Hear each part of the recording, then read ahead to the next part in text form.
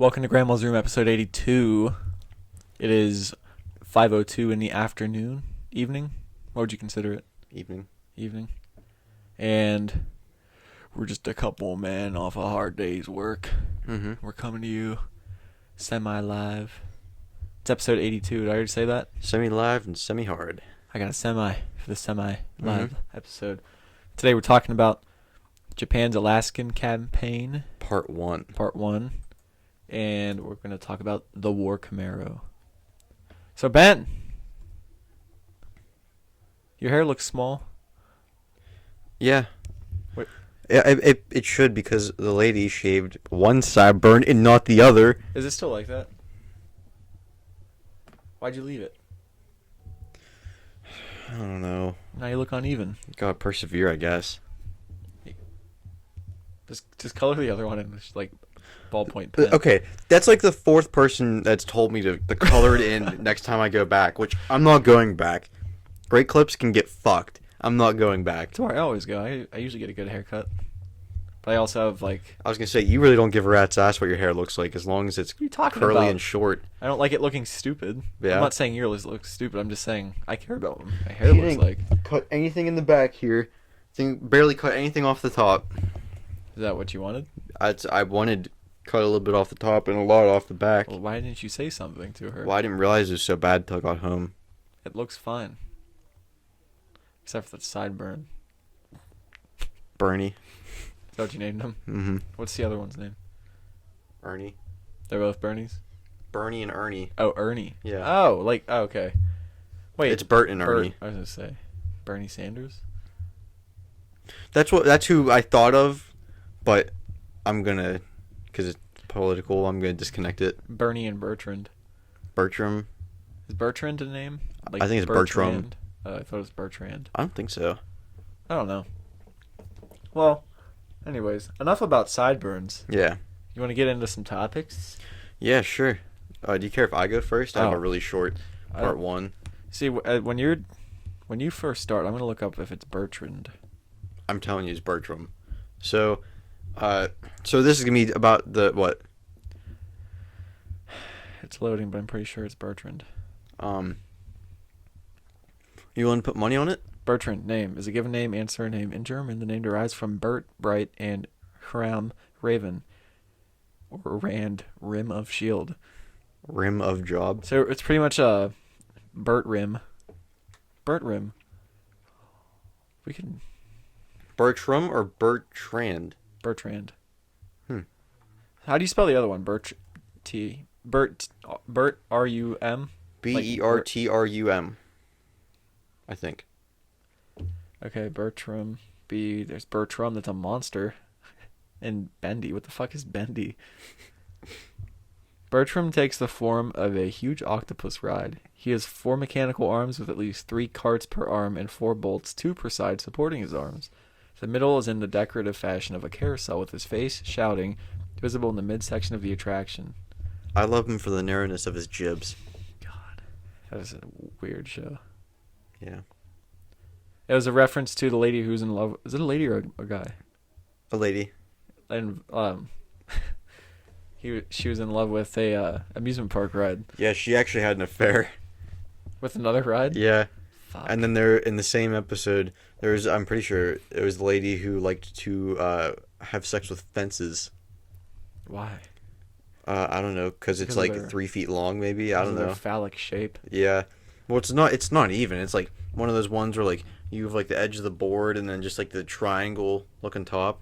Like a stockade fence. Like a privacy fence. Sort of, but it's not like they meet in the middle. It's going up the side. Oh. And then. So it comes like this. Yeah, it's fucking jagged. Well, it's all about that's the only way to describe it. It's about the mystery of what of what feeling that would bring. I mean, I wouldn't like. I know, like, I want you to like tear someone open. That's a thing, but like. Wait, what? Like I want you to tear me apart. Like if someone says that, but like I don't think they mean that literally. Well, if you're fucking fences, it does. Yeah, that's what I'm getting at. I think my phone's too close to the microphone, making a sound. Get that honky away. It is. Have you ever fucked a fence, real quick, before we start? I got my taint caught on one when I was climbing like a metal one, but chain link. Yeah. You got your taint caught. Did it rip it open? Mm-hmm. It fucking hurt. Wait, did it actually hurt you? I'm fucking with you. Well, I doubted that it actually ripped you open, but did it hurt you? That didn't happen. You never climbed a chain link fence? Yes, I've climbed a chain link fence, but I never caught my taint on it. Well, it seemed plausible. Did you? I've caught my pants on it. Your taint? Yeah, in the crotch when you're swinging one leg over. It's never happened to you? No. I guess you just swing better than me. I don't know. Yeah.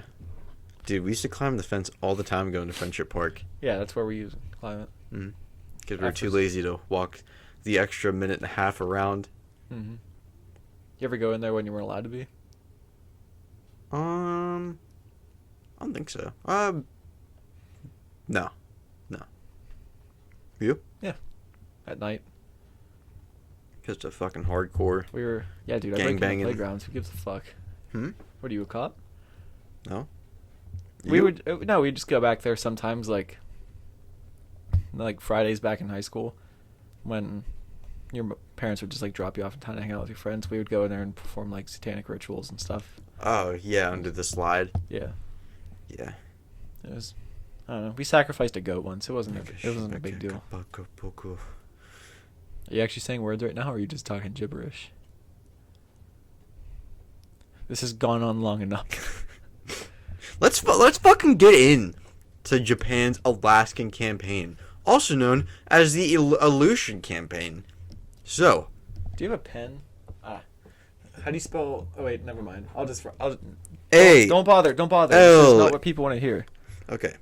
So, the U.S. entered World War II after the Japanese notoriously bombed Pearl Harbor on December 7th, 1941.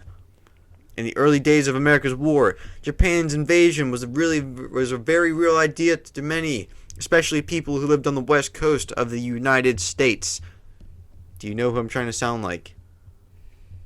Randy from the new episodes of Trailer Park Boys. Randy? Mm-hmm, when he's doing all the surveillance videos. Is that when he was trying to be a cop and he had the mustache? Yeah. Okay. So there are stories about Japanese plots to invade the homeland, like using bombs attached to weather balloons, and the supposed Battle of L.A. in 1942, which we covered in a previous episode. Is that where they were just firing into the sky because they thought they saw a plane or whatever? Yeah. So when you think about the Pacific Theater, usually you think of Midway or the Battle of Iwo Jima, but one Japanese invasion rarely talked about is the failed Aleutian campaign. It was very underrated. When it comes to statistics, oh shit, I didn't finish that. It said that it was very close to the same amount of people that died at Midway, which that's a huge blow. What was that? 42 or 43? What was that? Midway. I can't. I think it was 42. I can't remember. But I'll look it up when you keep going on. Okay, but Midway was a big deal. So to rival that and how many deaths you had, that's kind of a big deal. So it was 42. Okay. So at the outbreak of World War II, Alaska had nearly no defenses when it came to bases for men to be stationed at, because obviously it's barren, it's a bunch of snow, no one wants to be up there. But so Amakanok Island, I know I butchered that. Amakanok. They had Dutch Harbor, which would turn out to be an important place for the campaign. And Dutch Harbor was the largest, in the set of islands that this place is at, Dutch Harbor has the most flat space, on the whole set of islands. So, obviously for planes and, board and shit like that, that's, a big deal. So you have, flat place to land your planes and, shit like that. So good airstrips and stuff. Yeah. So there were two bases on separate islands, and leading into Dutch Harbor, there was these airstrips on both sides of Japanese? you when you came in. No, us. Okay. And so they had landing strips for airplanes so that they could defend Dutch Harbor if they ever had to. And In 1939, Congress approved the plans for a submarine base and seaplanes to be stationed at Dutch Harbor. So this is almost 3 years before the Japanese invaded. So we're already getting ready for like war, you know. And by May of 1941, the U.S. Army was starting to station men in Dutch Harbor, and the two Army bases. There's two Navy bases and two Army bases, and so they started to send men there because they're like, okay, shit's gonna go down, son. Well, we were like, weren't we worried about Japan for years before they attacked us because they were just like taking they went off the rails. Yeah. And then we cut off their oil supply. Some could say they got a little carried away. Yeah, some could. You know, like using the Chinese prisoners as like target practice and bayonet practice. Yeah. There's just a couple of guys that got a little carried away having fun. Yeah, they're just men being men. They're just boys being boys. Yeah. So, on June 3rd, 1942, Japan attacked the harbor and were met with a strong U.S. opposition, which taking the Japanese somewhat by surprise with their planes and even the position of Dutch Harbor itself. They knew where they were going, like where the islands were, but they didn't know, okay, like the harbor's here, you got two airstrips. They had no idea about the planes, which, I mean, if you're going to Alaska, that's not really the first thing I would think of either. I think of hills and wolves. Yeah, I would think of like fishing boats would be like the opposition. But this didn't really deter the Japanese because the higher ups, they knew there was a good chance that, you know, like we might not succeed in taking this place and using it, but they're like, if we can get ships to leave Midway, then and then we attack, or like they attack us. Did we attacked them, right? What? At Midway? Yeah, we took the battle of Midway, didn't we? I know like nothing about Midway. Okay. Well, anyway, they were just trying to get ships away from Midway, and it worked, I think. So they also knew that if they were successful and were able to capture the islands, that would be a huge strategic victory. So they have a base for planes that, you know, could reach the U.S. without needing an aircraft carrier or a submarine. But that's all the notes I have. Oh. I didn't know how long you're going to be in the shower. I'm a fast shower. Yeah. I was also pooping, and I'm a slow pooper. I was going to say you were gone for like a half hour at least. I poop, and then I look at memes, and then I forget that I'm sitting on the toilet. Yeah, I do the same thing. And every time I'm in there, Terry's like, why are you in there for so long? I was like, I'm looking at memes. Leave me alone. You know, bathroom's the last bastion of American freedom. Yeah. So, got that from South Park, didn't you? Yes, I did. I'm surprised that they didn't teach us about this attack in like history class. Why? Because it's not like a major battle, but still it's like one of the times that we got invaded. Yeah, our own territory was attacked. Yeah. That hasn't happened a whole lot. What, we get attacked. Yeah, I know. I'm trying to think of all the times. There was D.C. in early 1812. Yeah, when they burned the White House. Some place. Lobster backs. Yeah, fucking Brits. Just kidding. We love you, English. What was before that? Even in like the 1890s, that ship that supposedly got blown up by the Spanish. The 1890s. Yes. Oh fuck! What was it? Is it the Spanish-American War? It might be. That was the early 1900s, wasn't it? No, that was late 1800s. I'm gonna bet like early 1890s. I thought. Oh, I might be thinking of like the whole avian flu outbreak. That was early 1900s, right? I don't know. Man, I am all jumbled up, son. I'm gonna look up the war, just like all the times we've been attacked. Yeah. This about the Alaskan attack. It reminded me of this thing real quick. What? 1898 Spanish-American War. 1898. Yes. Okay. Because I knew it took place right as the same time as Red Dead Redemption. Was it like mentioned in the game? No. But Red Dead takes place in 1899. Oh, have you heard about the war over the pig? Over a pig? Yes, between America and Canada. Mm-mm. I don't think it's on here, but there was a fucking war over a pig because someone killed it and it was in some other country's like land. I'm pretty sure. Here, let me look it up. American Pig War.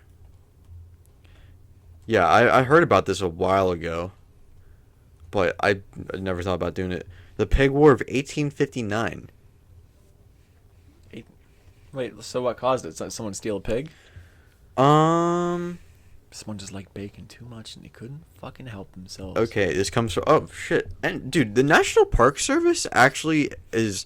They know where it's at. I've got my last 3 topics from the National Park Service. Nice. So, a quick shout out to you. Yeah, all you park rangers, thank you. Yeah. I know you're not the ones who wrote this, but... Yeah.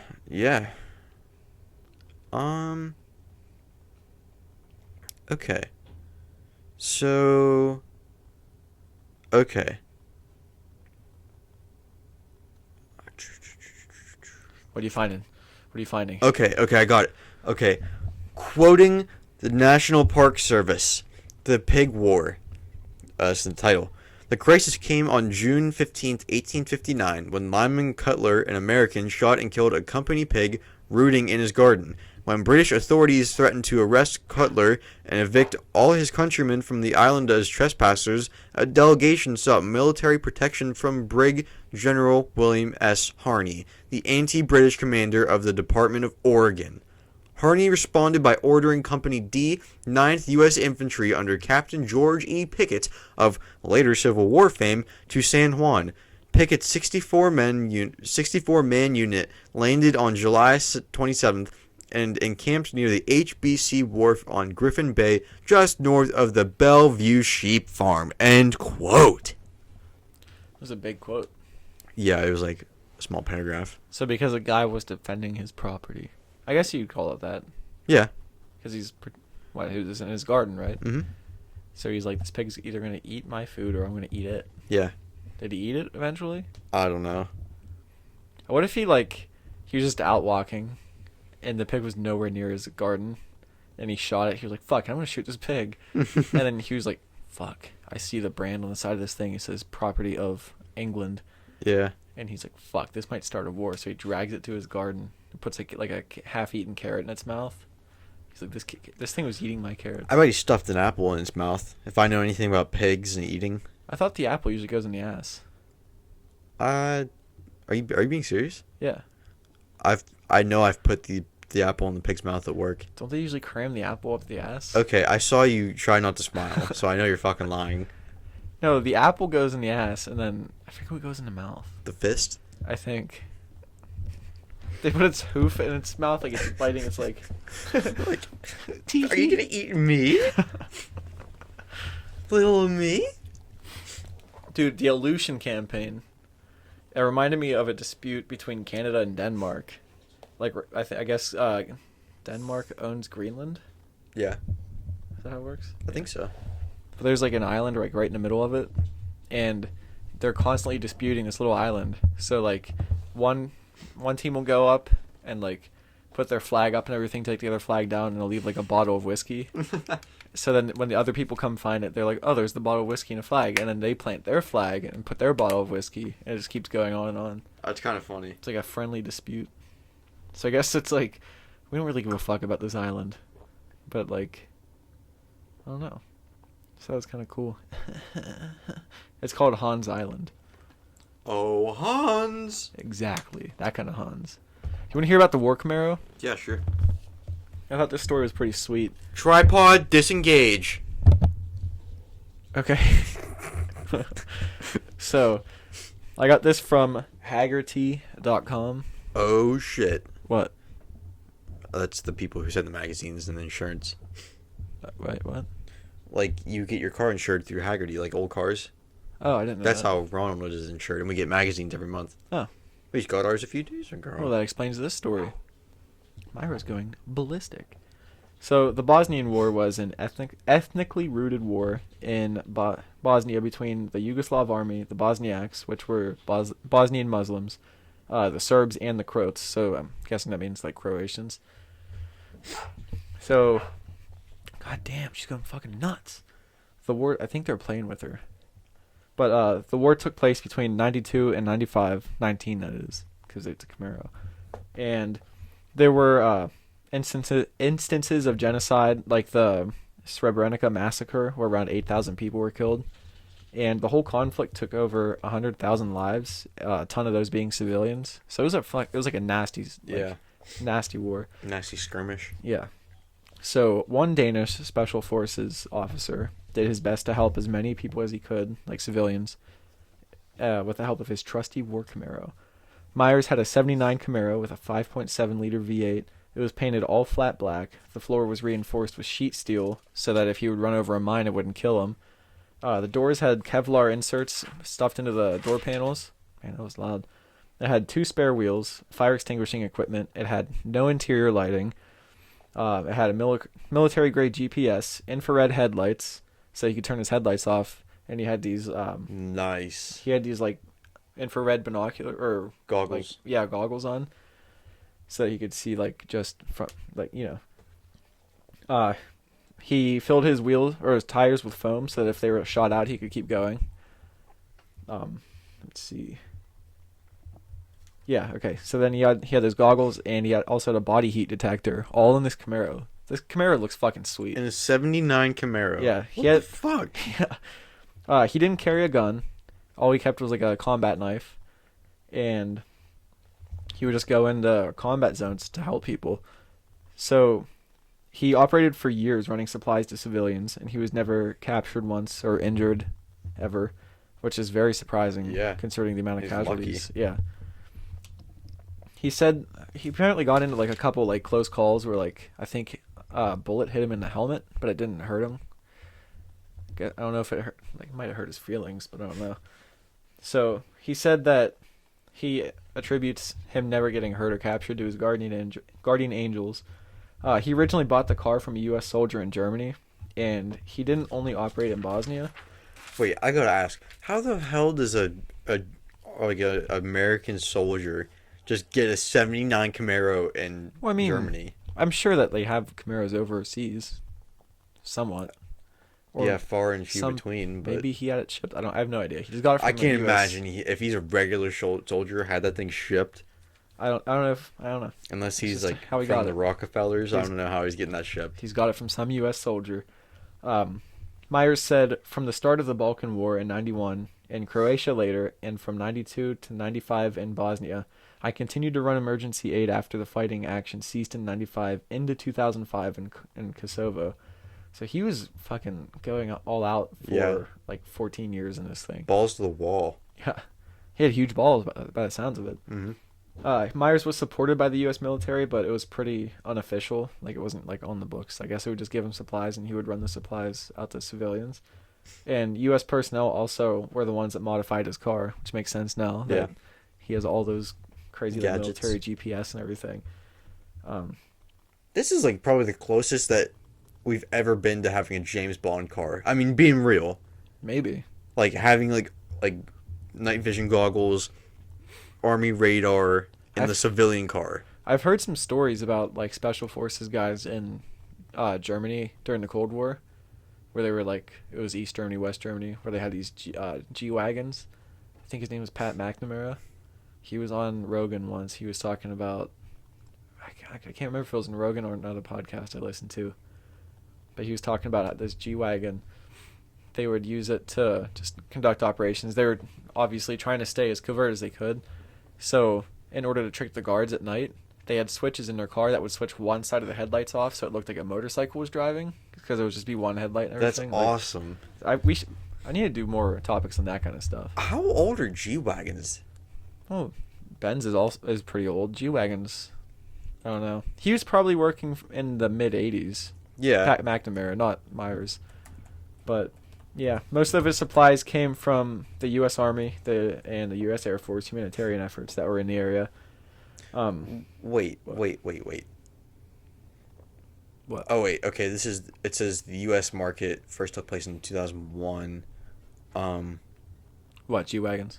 Oh. I known think slangingly as the Punch B. 1979. Okay. Okay. This car comes from carandriver.com. Okay. I think a big part of the U.S. military supporting Myers and his Camaro was that at the time, any NATO forces that were in the area, they were UN. So have you seen the UN's tanks and stuff? They're all painted like bright white. I don't know why they are. They're like bright white, and their soldiers wear like the bright blue helmets that say like UN. Oh, yeah. I never understood why they were painted like that. I Peace. guess it was like you shouldn't attack us or what. But yeah, you can say peace, but their tanks are painted white. But I think a big part of it was that instead of having this giant white tank or like a white car rolling around, he could shut all his lights off in the dark and just be pretty much invisible, sneaking. Like he said, he was constantly trying to like work his way around like roadblocks and shit.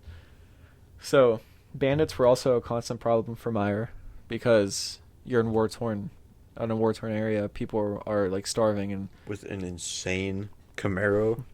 Well, yeah, but what I'm saying is that the people would constantly be trying to steal shit to survive, so bandits would constantly try to ambush people and take their supplies. So he had a ton of close calls with the bandits, including what I said, taking her around in his helmet when he was driving. Wait, did you say that he like helped people escape in this thing? No, he would run like humanitarian supplies to them. Oh, okay. I was gonna say like you can fit like maybe 5 or 6 people in a Camaro. No. Okay. Let's see. I had a quote somewhere on here that about his time. Okay, so Do you have a picture of this thing? I want to see it. Yeah, I have pictures. I'll show you after I'm done with this. So this is, I think he wrote a book about his time. He said his book was, actually, let's see. Yeah, okay. So he wrote a book, and one of his excerpts from the book said, "In the middle of ruins, I examined the surrounding area with my detector, which reacts to body heat. It displayed body heat in the opposite ruin. I saw candlelight through the boarded-up door. I knocked, and the candle went out immediately. After knocking again and saying, 'Mr. Meyer, U.S. Army,' an old man opened the door and asked me inside. A young woman was present with her newborn baby. Everyone was dirty and clearly malnourished, and I got soap, water, food, and baby food for my Camaro. The young mother washed herself and her child and gave the newborn something to eat. We sat around the candlelight silent for a while. The old man read carefully from his Quran, and I in my Bible, which is my constant companion. Then I pulled back into my car, was about to slip into my sleeping bag when someone knocked at my window. It was a young woman who put her baby on my bare chest. I will never forget this moving moment in my life." So obviously, like, the people loved that he was around. Like, I'm looking at this Camaro right now.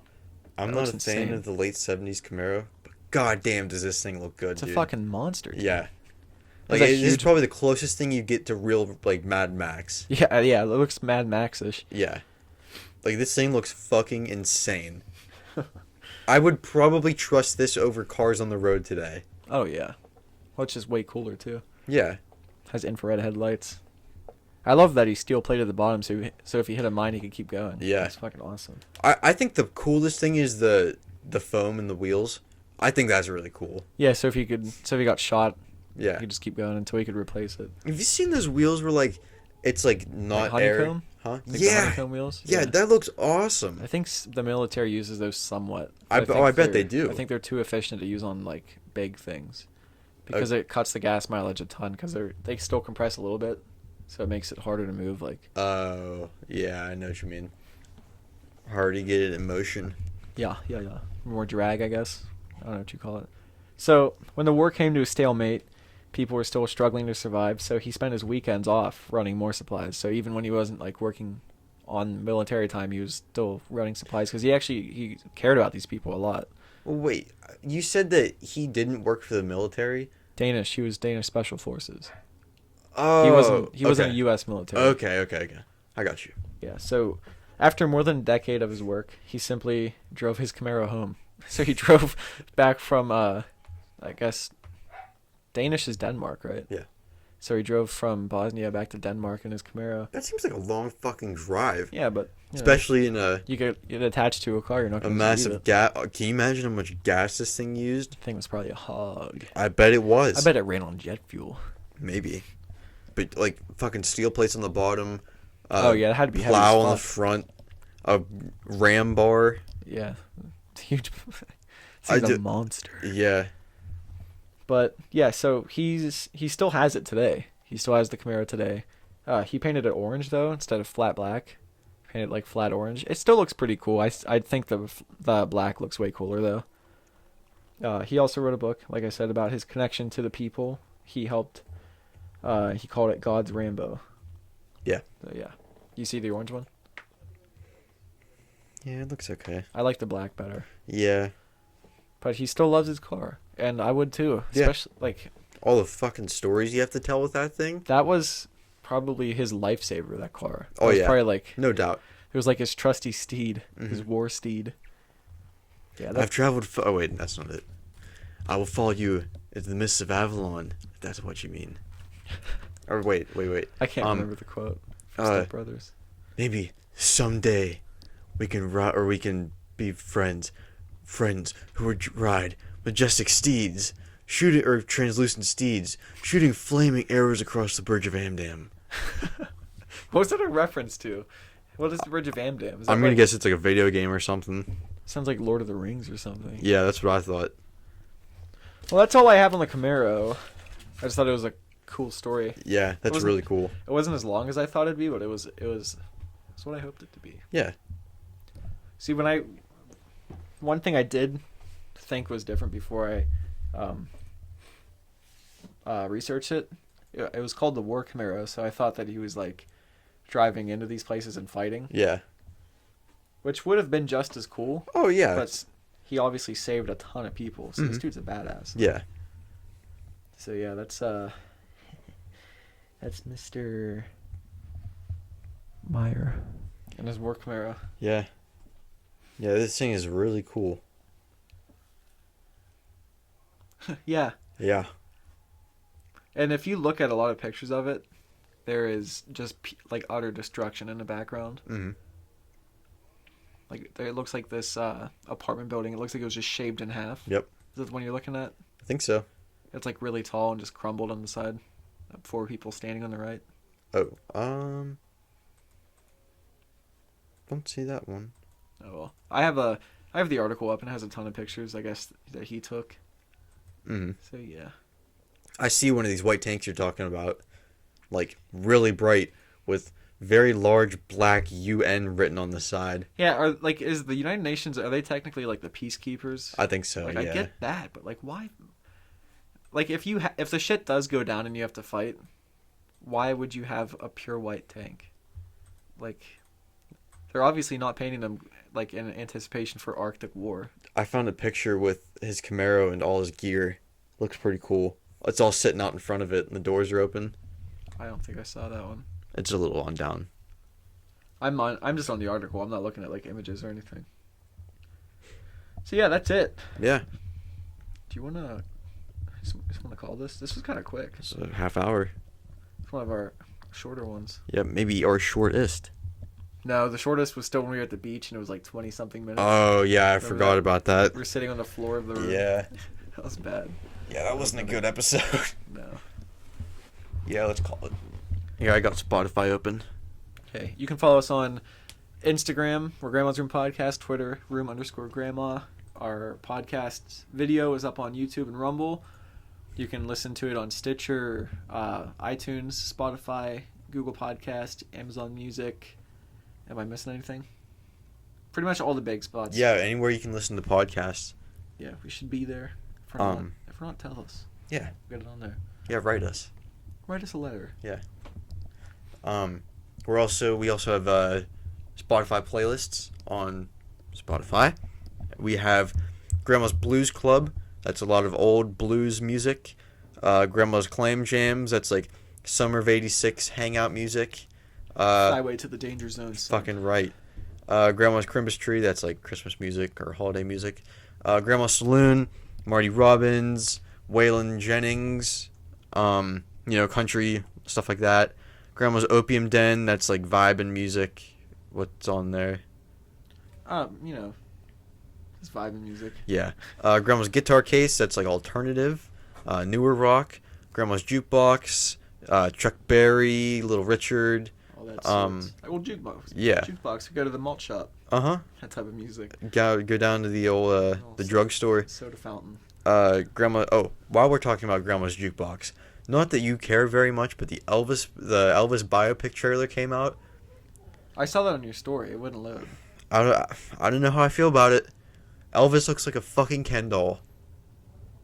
Well, that's how people viewed him. But he's like the guy, the actor is like all plastic surgery. He doesn't look real. Huh. And his hair looks stupid.